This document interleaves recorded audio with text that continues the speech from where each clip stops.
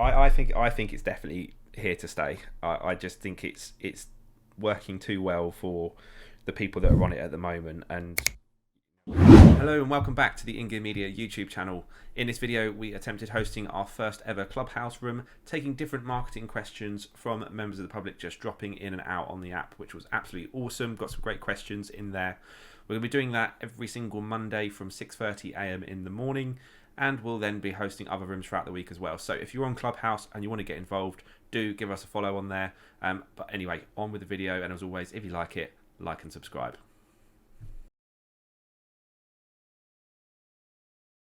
I think so let's go with the smaller retailers first and trying to get people in. And obviously, as you know from chatting to me, that's the direction we're going with our clients at the moment. The space we're trying to work more in, but everything's online more and more than ever. Of course, where we've been in lockdown, the times that people are online also throughout the days has increased, but particularly later into the evening. So you want to make sure you've got the right content in front of the right people at the right time. Is always, it's always been a key thing, but just now more important than ever. And car buying, even if it is a used car at a smaller local retailer or a new one, there are always key points to that buyer's journey. So when they first begin their search for a new model, whether they can get finance, them types of things, they're good search terms to be ranking for with a blog or have YouTube videos about. And if that's your dealership and your business that's essentially showing that and giving them the answers to those questions in a very salesy way, just literally putting advice out there, then that's a good place to be showing up right away at the start. And then when they come to actually thinking about where they might want to buy their car from, then you've got to think about things like Google Business and local search listings, reviews, so that again they're going to look for car dealers near them, maybe to start thinking about test drives as well, that type of thing. So again, you want to show up in the right places for that type of stuff.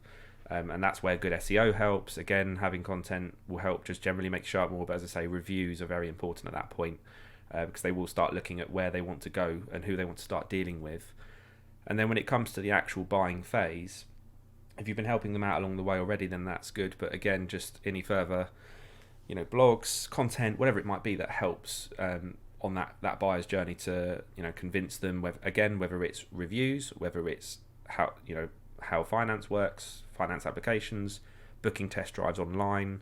We see at the moment we're in this unique situation where I know if people are going to do test drives, they actually do them unaccompanied and they get given the car for however long in most cases to go for a drive, or some sites just won't let them do it at all, so it's really tricky. But the easier you can make that process throughout for the person is better. And as I say, not in a sales orientated way, just literally helping them. So hopefully that helps as a bit of an answer to start us off. I don't know if the other guys want to add anything onto that.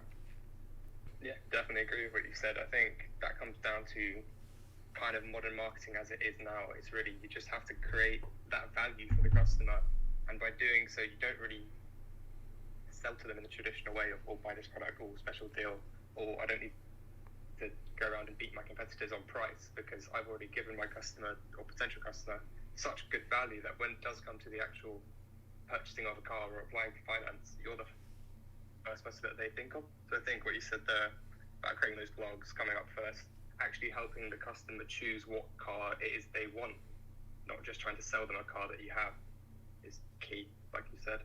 Yeah, I was going to say as well, kind of at the start of the very first lockdown all the way in last March, I remember we were doing at the time writing kind of blogs and stuff around this kind of state of the sales sort of market, and the fact that manufacturers and stuff were kind of almost in turmoil about their figures, and the numbers were all really, really bad. But it's those kind of brands that in those sort of difficult times were still not shying away from the fact that the state of the situation, but actually consistently being there and being present and being visible, and kind of the ones that kind of reacted the quickest to kind of sort their end-to-end kind of buying process out, are probably a lot of people that might have been very loyal to a particular sort of brand or a particular retailer at the time, would have had kind of good reason to change if they kind of felt that a different brand was kind of catering to them in a kind of unprecedented time. Yeah, I think that's actually a really good point that you picked up on there, Ben, is like it's one thing that we found with Volvo, to come out of the year with our market share going up last year was incredible, considering the situation that we all found ourselves in and all the so many blocks that come in. But I think one thing that Volvo did do very quickly is respond and then react, and though I felt like they was always one step ahead of maybe some of the other sort of main competitors for us, in the sense of, we was one of the first to open up our showrooms. We had already sorted out digital solutions for handovers and click and collect. So I think on a large scale, it's easier to do, like I say, with these bigger retailers. I just feel more for these independents at the moment. It's a huge challenge, and not maybe having the marketing budgets that some of the bigger retailers do. So I guess that kind of goes back to, Mackenzie, your point that you said earlier about the fact that there is still something you can do no matter what your budget is, with the different content and videos and things like that. Yeah, that's it. And you can make a start really, really easily. But actually, for me, for smaller businesses, quite often their biggest strength is that they can react fast. So kind of tying into Ben saying about reacting to change, and like you say, them acting and making a change and doing stuff themselves. So whether that is changing how the buying process works quickly, you can imagine with these massive premium brands or any big brand, for them to change a process such as how a customer buys a car, collects a car, has a car handed over to them, that's going to be much harder for even a group of 3 or 4 sites to try and coordinate so that they're delivering a consistent experience than it is for a independent showroom that maybe sells 10-20 cars a month, like I know a couple of our clients. So one of our clients that I've been dealing with, helping with some ads recently, has just literally relaunched their entire website just purely to make that customer experience really, really easy. So again, whether that is getting a price for their current car for part exchange, so they can get a quote really easily online for that, and then also looking at the stock and being able to apply for finance really easily. So two big things that people always quite often would have to come in for, or certainly it would be easier to in the past. You can start to get a good idea for those numbers online from the comfort of your own home for them, and that's a smaller independent that's managed to do that. So it definitely helps to be able to adapt quickly to change. I think in all business, being able to adapt to change is important. So I think that's a nice point that Ben brought up there on that one as well.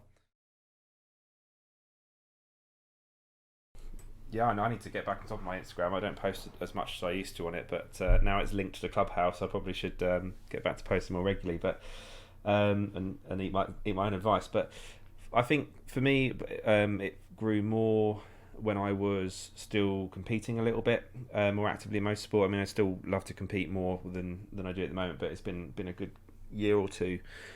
So that naturally helps because you're out at events competing and that side of things. So you're kind of exposed to more people in that way. So I've competed in motorsport for a number of years, as has Charlotte. So that helped, posting regularly on there. I think consistency is always king on this stuff, and something that I'm finding all the time at the moment with people with Instagram, and as I say, I need to kind of do this again myself, is it's very easy to get caught up in being subjective over the quality of your posts and just not posting things for the worry that it's not going to be good enough, or people aren't going to like it, or it doesn't get as many likes when I post this type of thing, so maybe I won't. Whereas actually it's kind of a mix of quality and quantity to kind of put it all out there and let the audience judge it. So posting frequently, especially with how many people are on the platform now, as most people probably know, it's very hard, isn't it, to try and build a following on them now, particularly when we start with clients on there from scratch. To try and build up a following, it's very hard. But that's one thing. And then the next thing for sure is be social on social media, which sounds a bit obvious, but we actually, and again, I have to remind myself, but we can get caught up in posting our own content, but actually you want to be trying to engage on there as much as possible with other people. So I follow hashtags that are related to me. So I've got a lot of background with Mercedes and Mercedes AMG and obviously motorsport in general. So I will literally go on to Mercedes AMG posts and comment on them and ask questions and engage with people, follow people that are in similar industry, and again strike up conversations with them as much as possible. Not just kind of put like flame emojis and move on, like amazing pick bro or something like that.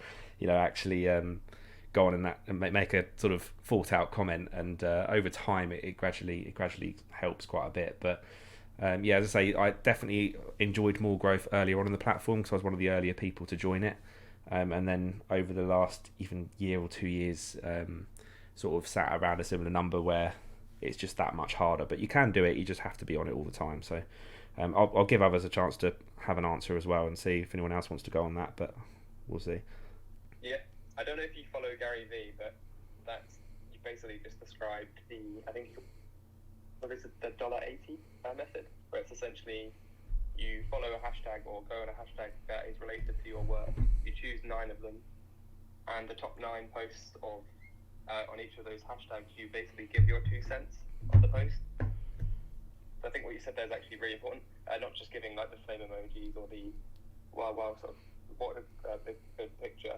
Actually giving critical feedback to someone or saying why you like it, what could be improved. Actually giving value. And if you do that to 9 posts on 9 different hashtags, that's like $1.80 or something. I don't actually know. But yeah, so that's a good way for people that follow them and the actual person they're commenting on to see your 2 cents and maybe check out your profile. Although it's quite time consuming, I think if you do that every day, slowly over time you'll get more of a following, and it will just kind of spiral from there. Yeah, I think patience is such a big thing actually that I didn't mention, but with how busy it is now, over time it's a very key word there. Some of our clients at the moment, we do work with mostly B2B clients, so they don't grow quite as fast, but to give you an idea, like working extremely hard to grow people's brand online, I would, if they're a relatively unknown brand in the grand scheme of things, I'm happy if we've got them to 1,000 followers on the platform, within sort of anywhere from 6 to 12 months, as a rough idea. But again, it's about getting the right followers as well that are going to actually comment or be potential customers or whatever it is you're looking for. So I don't want to get too caught up in the actual numbers either. But Ben, we didn't give you a chance to go there, and I can see Charlotte's unmuting as well, so we'll all have an answer on that one. Yeah, I think linking back to kind of what George said with the $1.80 sort of method, where you kind of pick 9 hashtags. I was doing some research recently, and I think I read somewhere that I think the average amount of hashtags people are using in their post has obviously gone down over time. I know you probably remember from when people were first getting on the platform, people would just spam every single one of their posts with tens and tens of hashtags, but I think it's come down to apparently on average in 2020 around 10.5, which is very close to kind of what George said, and I think that probably narrows down what people are looking for when they do go and start doing their research into other brands and into other kind of businesses. They can probably find what they're looking for that little bit easier, purely because you'd hope that there's a bit less kind of clogging of stuff out there. But yeah, definitely I agree with, again, what you said earlier as well about just the sheer amount of content you need to post to keep that sustained growth. And, it's got to be at least really once a day, hasn't it? And obviously with running a business or with kind of running multiple pages and working for multiple clients, it can be quite time consuming to make sure you keep that level of drive into your own personal platforms. But it can be achieved if you do just dedicate the time to it.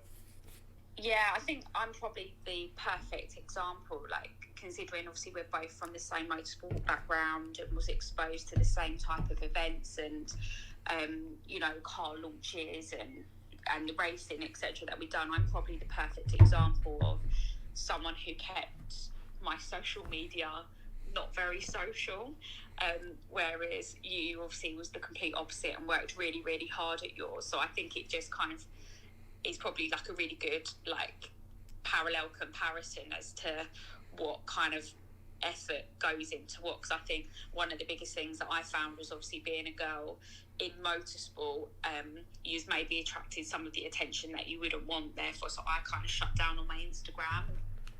kept that very private for myself and to have a private life, because obviously in motorsport you do get scrutinised from like all angles. So yeah, I guess I'm just the perfect example of someone that probably should try a little bit harder to be a bit more social on social media, but I'm just not. What are you actually doing right now, like in terms of promoting that Instagram account? Are you running ads? Are you just focusing on content marketing? No ads. I'm brand new to all of this, to this marketing field, to be honest. Perfect. Okay. So honestly, I'd say just keep doing what you're doing and posting content as you do it in the moment, behind the scenes, kind of what you guys get up to on a day-to-day basis at InMotion. I'd also say maybe see if there's a way to give value to your customers instead of always showing what the product is or what you do. Maybe flip it around and kind of show the benefits of what your company does. So like, for example, a case study you may do and say, we put this billboard on the side of this semi-truck and this increased sales for this particular brand by 20%, things like that. That numbers that people can react to like real time and see the value in what you do for them. I think that's a good way to kind of show your brand and kind of get sales from that. Yeah, I think definitely what George said about kind of adding value in terms of maybe showing some behind the scenes stuff, that kind of just gave me the idea of even something like TikTok, or kind of showing the process of how you put those advertisements on the trucks. People really get interested in the behind the scenes work, for kind of things that they see all the time. It's kind of advertising that people kind of drive past and kind of not always engage with, but they see it every day. And people kind of do get very intrigued in terms of how that end product is achieved. So I think definitely there's a whole avenue of content you could do there. Yeah, I think like you say, the behind the scenes type thing's always a nice idea on there. I was just something else I was just thinking of adding, and then I started looking and kind of went back. But do you? It sounds a bit silly, but are you advertising yourself on these trucks? For people, the classic your ad here type stuff. We are in the process of getting our own trucks, so getting our own design on these trucks is just a matter of getting the business up and running. We're very small, and to be honest, right now we only have 2 big clients. So we've been what we have been posting is other brands like Amazon, and we'll say, "Hey, Amazon, we saw your truck and it looks amazing," as a way of going around of, "Hey, this is our design truck." So yeah, cool. I'm with you. Yeah, no, that's cool. So yeah, I think the guys have kind of already said it, but just content is your friend. But in terms of not just trucks, but talking about the process, why it works, do some research into the sort of numbers. So kind of like Ben was saying as well, how many people should see it, what sort of costs are involved, and the other thing I was thinking was the pricing model for something like this is interesting. So would you be looking for people to kind of advertise just once or twice, or is it like they might come back and be a recurring customer? What's your thoughts on the sort of pricing model of it? How would you charge them, if you know what I mean? So our ideal customer would be someone who would advertise and get, let's say, anywhere from 5 to 30 trucks per month for a whole year. That's our ideal customer. So the Coors Light, the McDonald's, the Amazon, the big restaurant chain company. That's our ideal customer. Cool. Yeah. Okay. So again, just so pricing will be important to reflect that, and I don't mean how much. I mean having that sort of model there for encouraging people to go towards options that are annual as opposed to just kind of the one-off type things. But yeah, definitely focus on getting a good amount of content out there. If you're a small team and you're just starting out, I'm guessing that means kind of little budget to be throwing into loads of ads and them types of things, which is fine. But I wouldn't want to do that straight away anyway. If I were you, I'd be getting your social channels as busy as you can organically, and then when you start to get a feel for what content works, then you can replicate more of that, and that's the stuff that you'll want to boost in future. But already I'm thinking, if you had a blog, you could do things like reviewing, the best truck ad designs that you've seen out there so far. The Coca-Cola trucks, like a famous one that we see all the time. You could have like the top 5 or something in your opinion, and you just go through and rank them, and do stuff like that. That's going to, one, help with your website's SEO because you've got blogs that are rich in content about what you're doing, but 2, you can then break that down into social media posts as you go. But people are definitely going to want to drill into numbers on that for sure, in terms of why should I spend my money advertising in this way with you, as opposed to putting that into a Facebook ad or an Instagram ad or something else. So you're going to want to be able to kind of show how many people see it for sure. However you do that research or go into it, I guess that's your challenge now to do. But those numbers will really help you kind of sell people on the idea of why this is a good thing to do. So does that help answer your question at all between us? That answers my question. I appreciate you guys, and you guys offer so much value. What do you think of Clubhouse as a whole? Do you think it's here to stay, or do you think it's kind of just been caught up in all this hype at the moment because it's new and it's an invite only in there? I think it's definitely here to stay. I just think it's working too well for the people that are on it at the moment, and we've all kind of started taking a note a bit more of the rooms and stuff that we're joining between us guys over the last week or so now. I notice George and I have lost our party hats, which is a sad moment, but which happens after 7 days. Your party hat disappears. So still very new to it, but I love it. I'm really, really quite addicted to it in a way. I'm having to be careful how long I'm probably going to keep spending on it, but I think it's already something I've heard 3 or 4 times other people say. But the way I see it, every single hour that I spend in Clubhouse now, building up a profile, building up some rooms, getting some exposure on here, trying to grow what we do, is easily going to be worth 10 hours plus in a couple months time when this opens up. I mean, March is being thrown around as it being open fully, but come a year's time or later this year, that's the same as putting 100 hours into it. So it's going to be so important that we, if we like it, we put the time in now. So I love it. That's my answer, and I'll shut up and let someone else talk. I was a little bit unsure about it to start off with, and I think there's a danger that there's a hell of a lot of millionaires and with X amount in their portfolio that's currently on here. So I think there's a potential, danger for lack of transparency and things like that there. But as a whole and as a platform, I can certainly see so many benefits from it. And I also think maybe from a marketing point of view, in someone building their own personal brand, not necessarily the brand of their company, but maybe want to have a little bit more of a profile. And you can definitely see that it's a great way to kind of build your own brand and hopefully get some really good connections out of it. I mean, I know certainly so far I have, so that's kind of where I sit with it at the moment. As everyone knows, a lot of things of who you know and instead of what you know, and you can kind of pick that up through different people that are using this platform. I think a lot of nice and important conversations can be had on here. So I think it's just a case of trial and error and kind of working your way around into different rooms and trying to just soak up as much as you can to kind of get a feel for what you're after. But definitely, I think I can see it being a massive thing that's here to stay. Yeah, I like what you said there. But it's not what you know, it's who you know. And I feel like that is kind of the premise of this app as a whole. Like when I first heard of the idea, I kind of didn't fully understand or appreciate that much, I don't think. It's only now that I've actually started joining in and getting involved more that you kind of see the value of what these people are saying. But my only worry is obviously as it grows and goes into the future, is finding those groups or these talks that are actually valuable.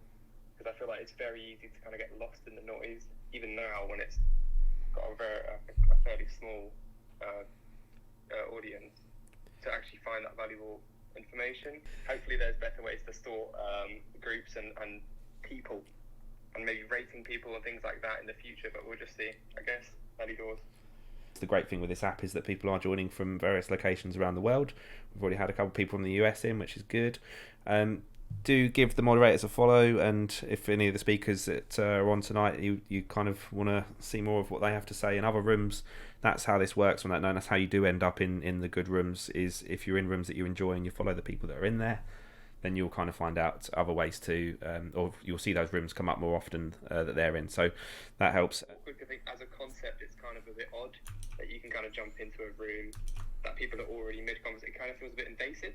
But I think once you go over that and you do it a few times, it's kind of a normal thing. It's not a big, it's not like a big announcement. Oh, this person's joined the room, this person's left the room. Where it's actually quite a silent thing. I think once you go over that fear and you kind of just realize it's just the public, it's basically having a conversation on the stage at the end of like a conference.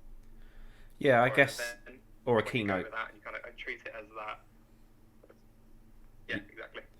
Yeah, no, I like that. We were saying earlier, the other guys don't know this, but me and George were just chatting about how, particularly from a millennial point of view, we hate unsolicited phone calls when someone just calls you out of the blue. I don't know if Ben, you're the same as that as well, but like when the phone goes, and especially if I'm busy, and then someone wants to chat for 45 minutes, 50 minutes of the day, and I'm flat out, I find that frustrating. And yet, that's exactly the kind of, we're jumping into a voice-only audio chat room, but it doesn't feel awkward at all. Like George said, I really like the fact that it is just kind of welcoming, and everyone's, open to letting each other ask questions and add value to each other. So, yeah, I think it works really nicely as a concept. Yeah, it's almost like a really nice way to filter out want to learn or dedicated to actually teaching others, like whatever, with the experience that they have. So I think it's kind of a really unique thing that we've never really seen before.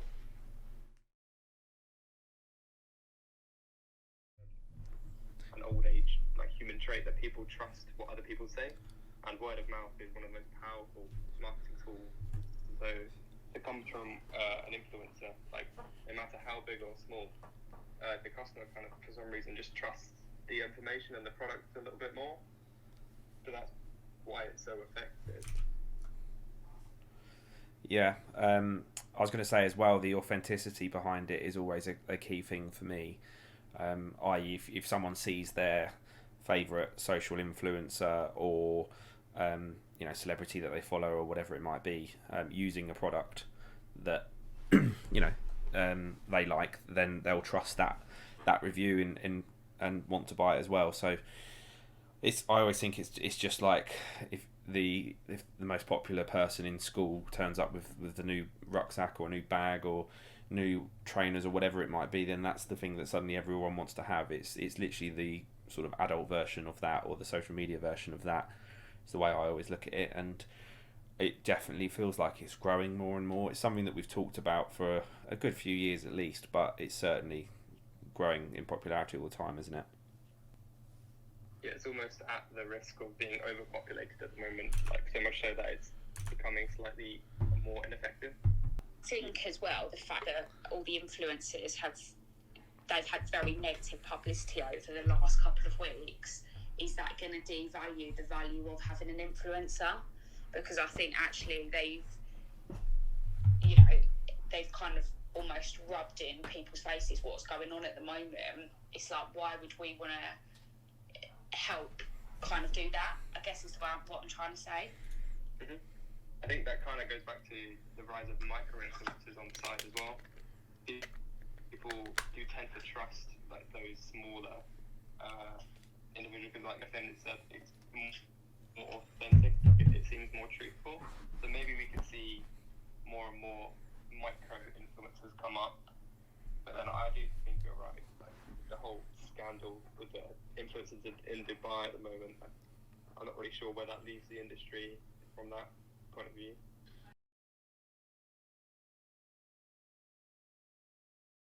If I was a brand at the moment, I think, my core values would be that it's got to be about sustainability. It needs to be, and not just sustainability in the sense of recycling and less CO2 or whatever.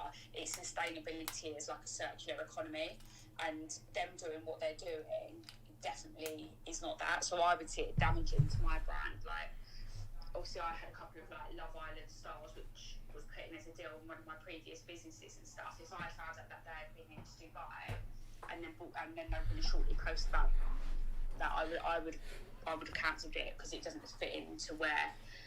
I think that's when you've got to think about what your personal morals are and what you're trying to get out of this marketing and that side of it. Yeah, I think you're right, Charlotte. It doesn't kind of it shouldn't come at any cost. I think it could actually, it's on the edge of doing more harm than good in the current climate, where, you know, obviously we are all so locked down and so limited in what we can do, and it's almost as if we're seeing this whole other generation of sort of, you know, online celebrities just kind of having no sort of similar sharing in the rules. It's kind of one rule for all of the consumers, and yet another rule entirely for them. So it's a separate world that they're kind of getting to live in, and I don't think it necessarily does themselves any benefit or any good. You know, I'm sure that people will still continue to buy, but you know, it'll be interesting to see over time, when maybe some more figures are available, whether they'd actually lost any sort of, you know, advertising money over this, because like you say, they've definitely been in the spotlight recently, and I can't imagine it will be positive in the long run.